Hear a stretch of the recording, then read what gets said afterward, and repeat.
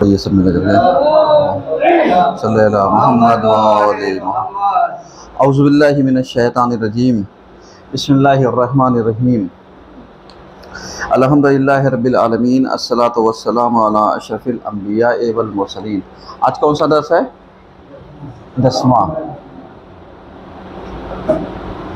10वां दर्स और 14 तारीख। कौन बताएगा कि हमने कल कहाँ तक बहस छेड़ी थी और छोड़ी थी?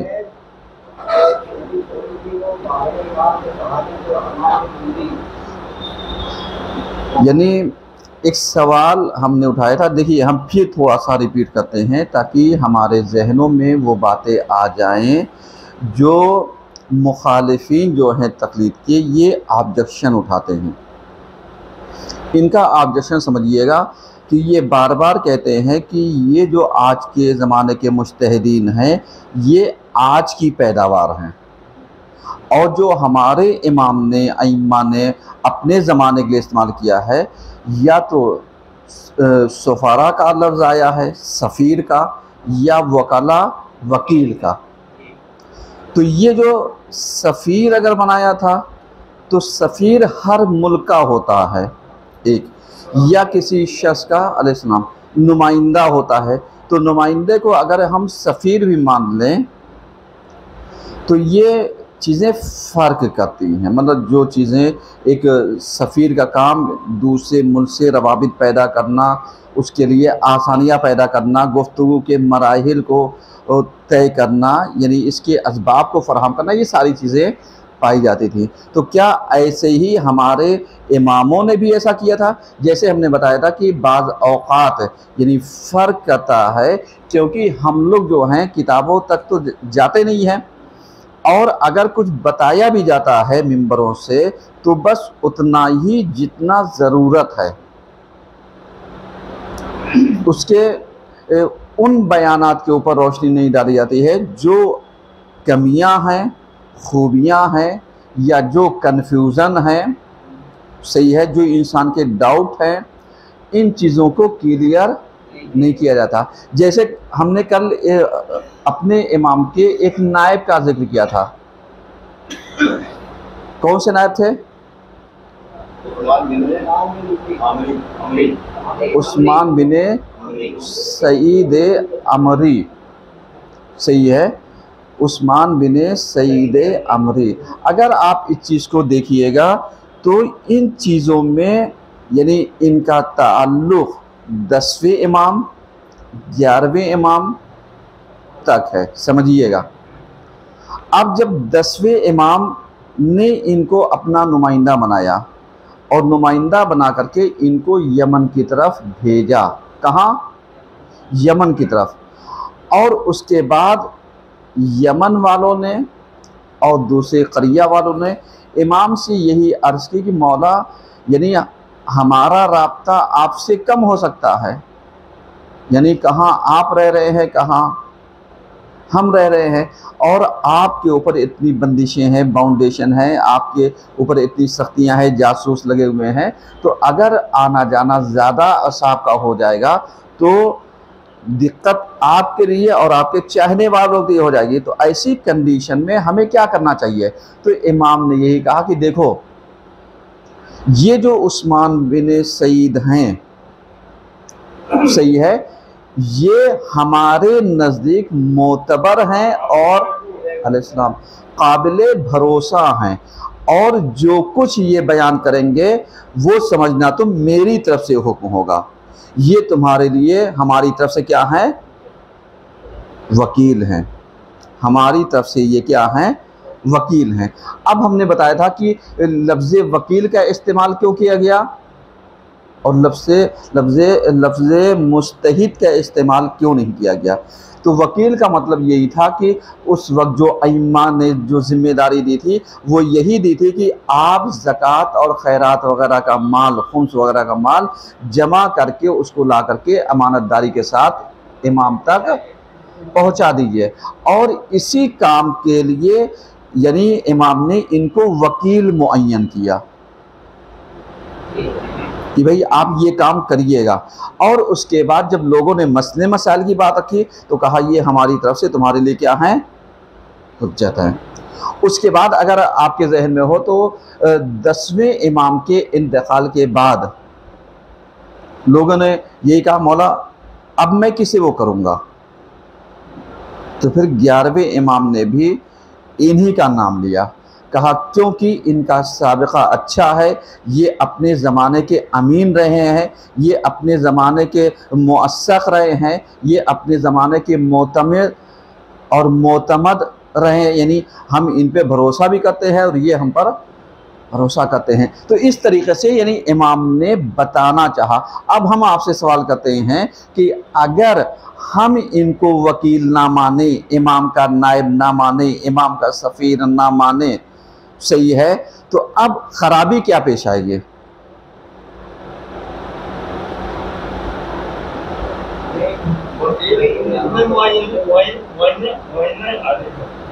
मुअय्यन 10वें इमाम और 11वें इमाम में, ठीक है, यानी इन लोगों ने अपने ज़कात वगैरह का माल जमा करने के लिए इन चीज़ों को क्या किया था, मुअय्यन किया था। अब सवाल ये रहा कि चूँकि इमाम का राबिता अहले यमन वालों से बआसानी नहीं हो सकता था, तो इमाम ने एक वास्ता पैदा किया कि इनके ज़रिए दोनों काम हो जाएंगे। एक तो दीन की गुस्तरिश हो जाएगी, दीन का फैलाव हो जाएगा, दीन की बातें मसले मसाइल इन तक पहुंच जाएंगे, और दूसरा ये कि जो हमारा हक है वो वहाँ से जमा होकर के जब हम तक आएगा तो हम इसी चीज़ को दीन की फैलाव में और दीन की राह में और दीन की बहबूदी के लिए, दीन की मसलहत के लिए हम क्या करेंगे, काम करेंगे। अब इससे नतीजा क्या निकलता है, वो अफराद कि जो ये कहते हैं कि साहब इमाम ने नायब कैसे बना दिया, और ये जो आजकल के मुज्तहिदीन हैं हम इन्हें नायब इमाम नहीं कह सकते। अब आप बताइए, यहाँ तो मासूम डायरेक्ट इनसे कह रहे हैं ये मोतमिद हैं, मुअस्सक़ हैं, काबिल भरोसा हैं, एतमाद के काबिल हैं, और ये हमारी तरफ से तुम्हारे ऊपर हुज्जत है। तो इसका मतलब क्या हुआ, इसका मतलब ये हो गया कि हमारे इमाम के ज़माने से ये चीज़ें चलती चली आ रही हैं, लेकिन हम क्या करते हैं, हमने अहादीसों को, उन अहादीसों को लिया कि जो हमारे मतलब की थी, और उन अहादीसों को छोड़ दिया जिनसे हमारा कोई रब्त बज़ाहिर नहीं निकल रहा था। मतलब जैसे ये जो तक़लीद के मुखालिफ हैं, इन्होंने उन हदीसों को चुन लिया जो इनके नज़रिए से मुआफ़क़त रखती थी, और उन हदीसों को छोड़ दिया जो इनके नज़रिए के खिलाफ थी, और उसके बाद इन्होंने अपना एक धड़ा अलग करके ये बता दिया साहब हम तक़लीद क्यों नहीं करते, हम ये नहीं करते, हम वो नहीं करते, हम वो नहीं करते, हम वो नहीं करते। उसके बाद इन्होंने सैकड़ों सवालात पैदा कर दिए। सैकड़ों सवालात कैसे पैदा कर दिए, इस तरीके से पैदा कर दिए इन्होंने कि साहब ये जो तुम कह रहे हो कि ये नायब इमाम है, ये नायब इमाम कैसे हो सकते हैं, क्योंकि इमाम ने यानी आखिरी इमाम की फिर हदीस ला करके रखते हैं, कहते हैं आखिरी इमाम ने ये 4 नायब होने के बाद मना कर दिया था कि अगर कोई मेरे वकील होने का दावा करे तो वो झूठा है, ये वाली हदीस। अब आप समझिए, अगर इंसान कंडीशन को फरामोश कर दे, शर्तों को फरामोश कर दे, और किसी चीज को समझना ना चाहे, तो ईमानदारी बताइए क्या वो समझ जाएगा? तुम लोग आगे आओ, इधर आओ, आओ इधर आओ। ऐसे लग रहा है जैसे मामूली प्लेटफॉर्म पे बैठे हुए। आप भी तशरीफ लेकर के आइए, सलवात पढ़िए सब में लेकर के।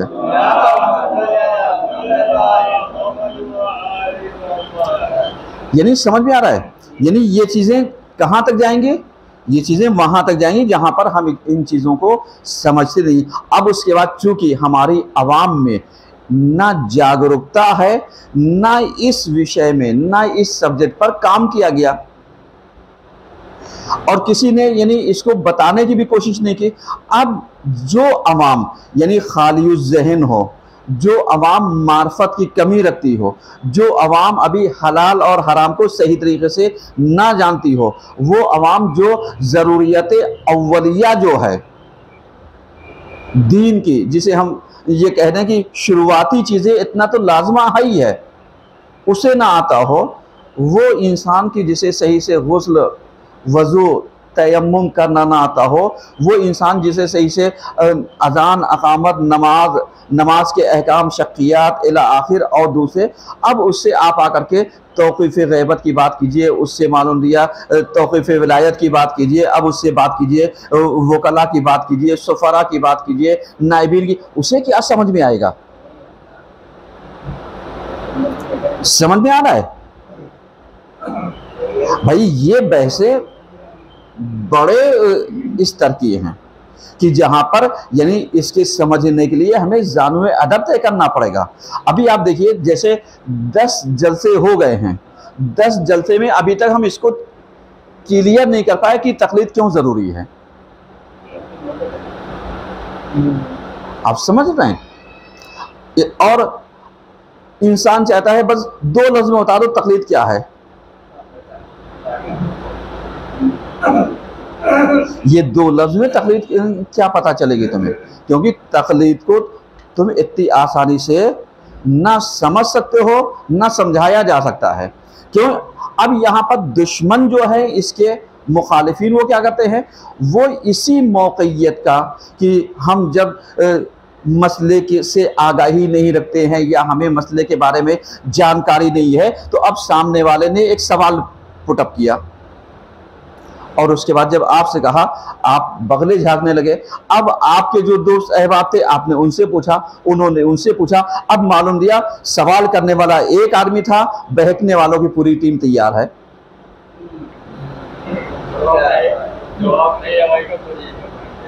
बहकने वालों की पूरी टीम क्या है?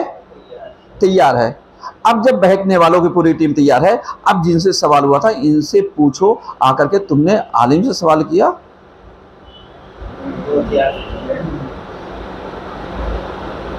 हम अपने दोस्त से पूछते हैं, इस दोस्त ने उससे पूछा, उस दोस्त ने उससे पूछा, और उसके बाद हमने सहारा लिया सोशल मीडिया का। उसके बाद हमने कहा, उसने उठाया एक क्लिप पेश कर दी, उसने उठाया दूसरी क्लिप पेश कर दी, उसने उठाया कर दिया। अब जो हमारा शक था पूरा पक्का हो गया। हम जुमा पढ़ने आते थे, हमने जुमा छोड़ दिया। हम तकलीद करते थे, हमने तकलीद छोड़ दिया। हम खुम्स निकालते थे, हमने खुम्स छोड़ दिया। हम धीरे धीरे करके एक एक चीजें समेटते चले गए और नतीजा क्या हुआ? यानी एक इंसान ने सवाल एक किया था, उस एक का सही जवाब ना मिल सकने की सूरत में कितने अफराद उसकी फेहरिस्त में चले गए।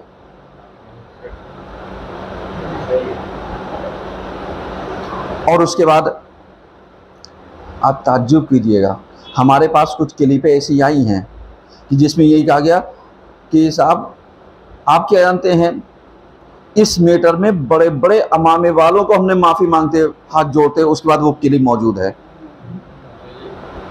कि साहब जवाब नहीं बना। मैं आपसे सवाल करता हूँ कि जवाब अगर नहीं बना, आप उनसे वक्त लीजिए, तहकीक कीजिए। हम ये नहीं कहते कि मतलब हर कोई मुकम्मल तरीके से इल्म रखता है, कोई भी दावा नहीं कर सकता, ये दावा सिर्फ मासूम कर सकता है। बाकी इंसान जितना इस फील्ड में जाएगा, जितने डीप में जाएगा, जिसका इल्म जितना ज़्यादा डीप में होता है वो उतना ही खोखला होता है। वो उसके अंदर यानी जो इल्म की चाहत होती है, तिश्रगी, वो हमेशा प्यासा रहता है, और जिसके पास नहीं होता है वो हमेशा बजता रहता है, वो बजता रहता है। यही वजह है, शायद मौला कायनात की एक हदीस मुझे याद आ रही है, जिसमें मौला कायनात ने एक हदीस नहजुल बलागा में पेश की थी। रोक दीजिए उसे।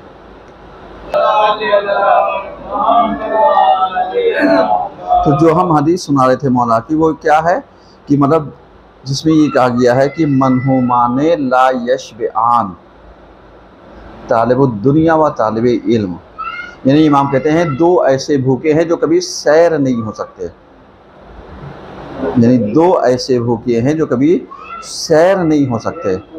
एक तालिब इल्म यानी जो इल्म हासिल कर रहा है, और एक वो जो दुनिया को हासिल कर रहा है। समझ रहे हैं? आज जिसका नमूना आप देख लीजिए, जिसके पास हिंदुस्तान में सबसे ज़्यादा दौलत, वो सबसे ज़्यादा भिखारी है। वो चाह रहा पूरा हिंदुस्तान भी लिख दूँ तब भी कहेगा हिंदुस्तान बाद फला मुल्क आ, मतलब ये एक खासियत है। अब कहने का मतलब ये है कि ये दो ऐसे भूखे हैं जो सैर नहीं हो सकते।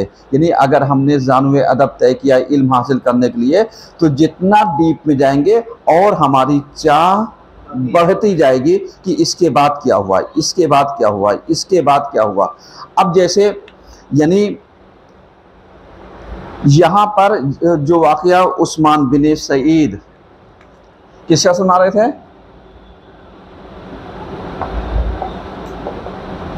पहले नायब उस्मान बिन सईद अमरी। यानी अगर आप इनको देखिएगा तो ये 10वें इमाम, 11वें इमाम, और हम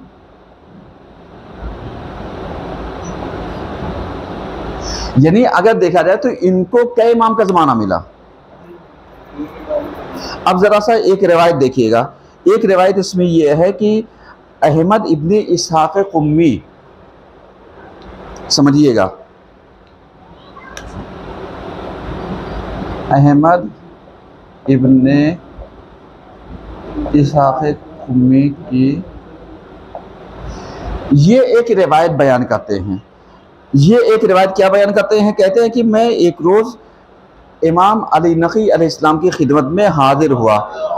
मैंने अर्ज़ किया, ऐ मौला, ऐ मेरे सरदार, हर वक्त मुमकिन नहीं कि मैं आपकी खिदमत में आने का शरफ़ हासिल कर सकूँ। ये सवाल कौन कर रहा है? अहमद इब्ने इसहाक़ कुम्मी। तो इमाम ने इनसे कहा कि उस सूरत में किसकी बात मानूं और किसकी इताअत करूं, किसकी बात मानूं और किसकी इताअत करूं। समझिएगा, एक बात मानना अलग हो गया और इताअत करना अलग हो गया। अब जरा सा मिलाइए, अतीउल्लाह व अतीउर रसूल, लफ्ज़ इताअत की बात कर रहा हूं, व उलिल अम्र मिनकुम, ये तीन तो क्लियर हैं, अल्लाह की इताअत, रसूल की इताअत और उलिल अम्र, यानी कौन लोग हो गए? अहले बैत, हमारे अइम्मे तारीन, ये सब इसमें आते, इनकी इताअत। अब यहाँ पर अहमद इब्ने इसहाक़ कुम्मी ने इताअत यानी बात मानना और इताअत करना किसकी करूं? तो इमाम ने फरमाया कि ये जो अबू अमर हैं ये अमीन हैं, मोतबर हैं। समझ में आ रहा है? अबू अमर कौन है? उस्मान बिन सईद। ये अमीन है, मोतबर हैं। उसके बाद इमाम ने एक लफ्ज और इस्तेमाल किया, इमाम ने कहा सिका हैं। सिका अरबी लफ्ज का बहुत अहम लफ्ज है। यानी जब हम इस चीज़ को फ़िक़ा में इस्तेमाल करते हैं तो ये सिका बहुत अहमियत का हामिल लगता है। यानी जहाँ पर हम लोग कहते हैं ये हमारे कॉन्फिडेंशियल हैं, यानी जहाँ पर बहुत सारे राजों को सिर्फ वही शख्स जानने वाला है जो मोतबर है, बकिया दूसरे नहीं जानते होंगे, इसे कहा गया है सिका। समझ में आ रहा है? इसे कहा गया सिका। तो ये तीन चीज़ें आ गई, अमीन, मोतबर, सिका। ये तीन लफ्ज़ इमाम ने क्या किया? इस्तेमाल किया। किससे? अहमद इब्ने इसहाक़ कुम्मी से। कि इन्होंने किससे पूछा था? 10वें इमाम से। 10वें इमाम से पूछा तो इमाम ने kहा कि ये सिका है, ये तुमसे जो कुछ कहता है मेरी तरफ से कहता है। ये बहुत अहम है। ये तुमसे जो कुछ कहता है मेरी तरफ से कहता है। एक बात हो गई। उसके बाद दूसरी बात निकल करके ये आएगी कि और जो कुछ तुम तक पहुंचाता है वो मेरी तरफ से पहुंचाता है।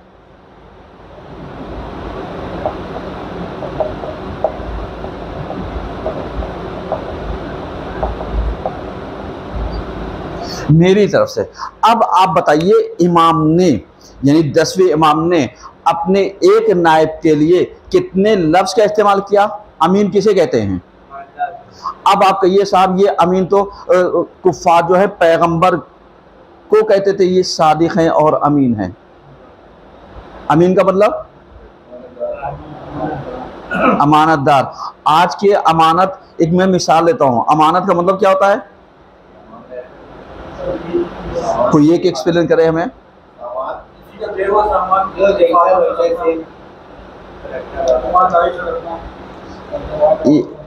देखिए फर्क करता है। जैसे मैं मिसाल दे रहा हूं, किसी ने हमें 10 के 10 सिक्के दिए और कहा ये चीज फला साहब तक पहुंचा दीजिएगा।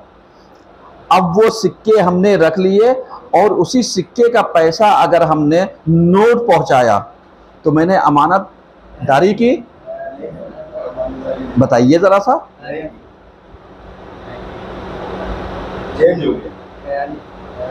भाई मैंने पैसा तो उतने ही पहुंचाया ना, पैसा तो उतने ही। भाई किसी साहब ने 100 रुपए दिए, मौलाना साहब ये फला को दे दिएगा।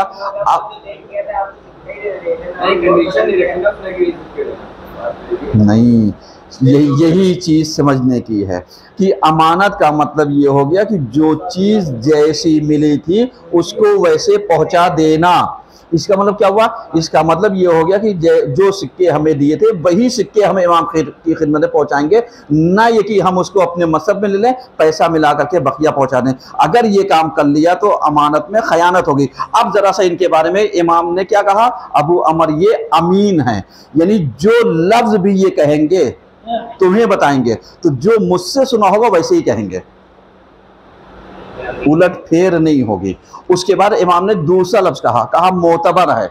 मोतबर यानी काबिल एतबार है, यानी तुम कंफ्यूजन में ना आ जाना कि अगर इनके मुकाबले में कोई दूसरा पैदा हो जाए, साहब इमाम ने मुझे भी मुअय्यन किया है, तीसरा पैदा हो जाए इमाम ने मुझे भी मुअय्यन किया होगा, लेकिन तुम्हें इतना यकीन होना चाहिए कि जिसे मैंने मुअय्यन किया है तुम उस पर भरोसा रखना, इसके मुकाबले में आने वालों पर भरोसा ना रखना।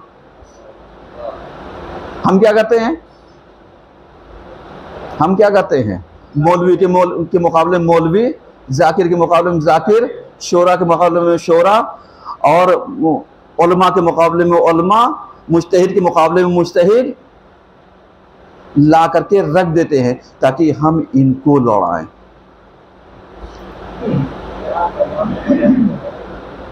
समझ में आ रहा है?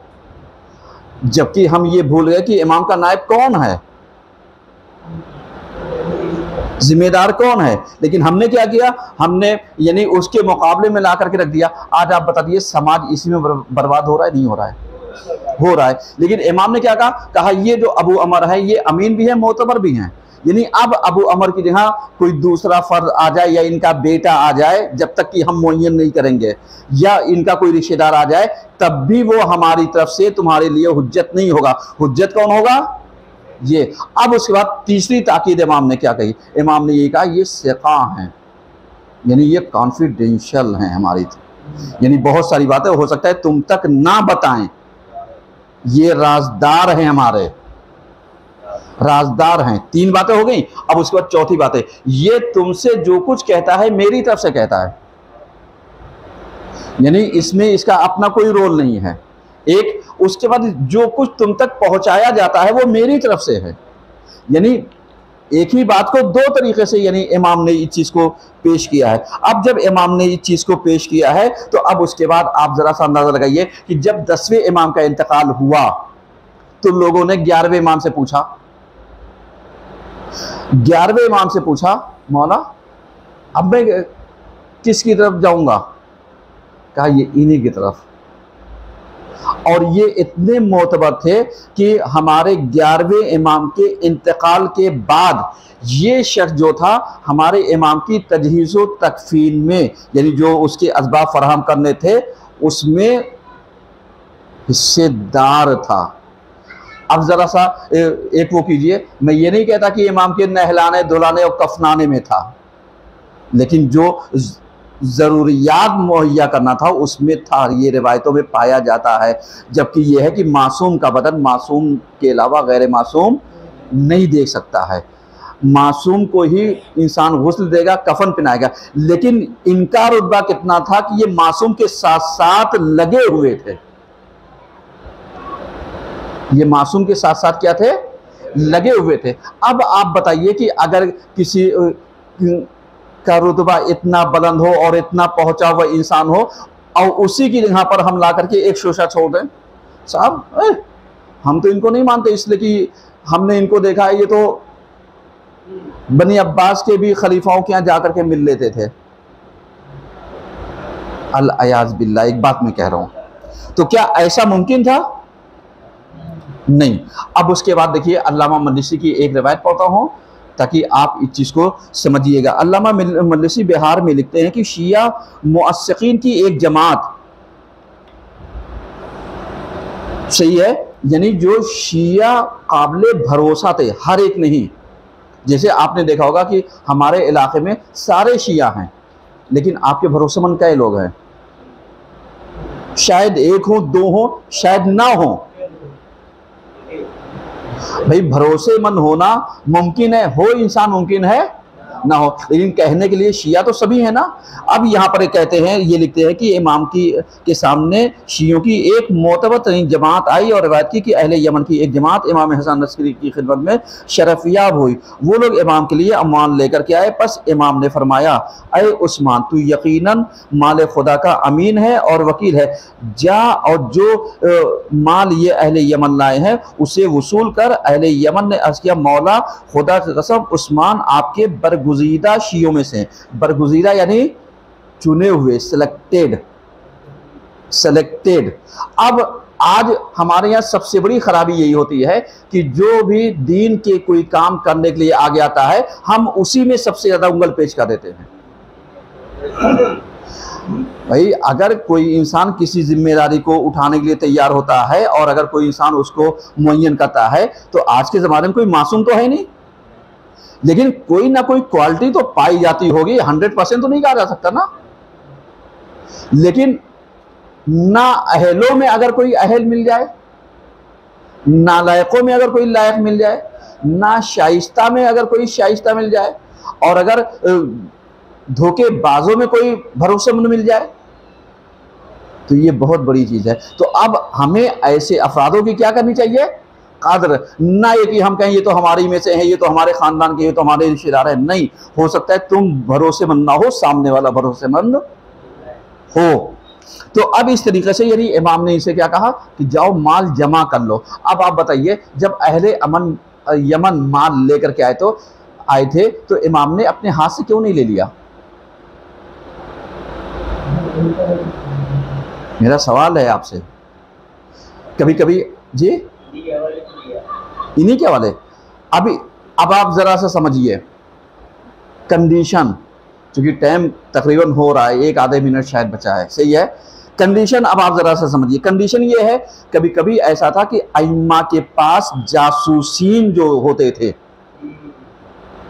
ये मौजूद रहते थे। अगर अइम्मा इस ज़कात का माल डायरेक्ट अपने हाथ से ले लेते, हो सकता है हुकूमत इस पर अपना कब्जा जमा लेती और उसके बाद जिससे फलाह और बहबूदी के कार चलने थे, काम होना था, वो क्या हो जाता, ना हो पाता। लिहाजा इमाम ने इनको भेजा, जाओ जमा कर लो, क्योंकि हम भरोसा करते हैं क्योंकि तुम इधर की हेरा फेरी एक पैसे की भी नहीं करोगे। अब इसके बाद जब ये लेकर के आएंगे तो अब इमाम कहेंगे तुम जाओ ये माल फला जगह खर्च करके आओ, तुम जाओ ये माल वहां खर्च करके आओ, तुम जाओ ये माल वहां पर खर्च करके आओ। तो इससे फायदा क्या होगा? इससे फायदा ये होगा कि एक तो अहले यमन वालों का एक भरोसा बढ़ जाएगा और दूसरे यानी दुश्मनों के हाथ में माल पहुंचने से बच जाएगा। अब एक सवाल मैं आपसे ये करता हूं, जवाब अगले जलसे में दूंगा। अब आप बताइए, कभी कभी ऐसा होता है कमेटियां समेटियां डायरेक्ट पैसा नहीं लेती हैं और कभी कभी कहती है आप फला उसमें वो कर दिया, ये वहां से आ जाएगा। क्यों? कभी कभी ऐसा होता है कि हो सकता है कि अगर यहां पर पैसा वो कर दिया गया तो डायरेक्ट हुकूमत उस पर काबिज ना हो जाए। आप बताइए हुकूमत कितनी आसानियों से अकाउंट को सीज करती है। हमारा अपना पैसा और मालूम या मेरी अपनी मेहनत का उठा करके सील कर दिया, अकाउंट सीज कर दिया, उसके बाद हवाला मांग लिया। अब ये पैसों का हवाला कैसे? तो कभी कभी इस तरीके की अगर कंडीशनें पेश आती हैं तो हमें यानी भरोसा करना चाहिए, ना ये कि हम उंगली उठाएं कि अब तो हम पैसा दे ही नहीं सकते। इससे अच्छा तो वो भरोसेमंद है जो डुप्लीकेट रसीदें दिया करते हैं। सलवार तो पढ़िए कम से कम।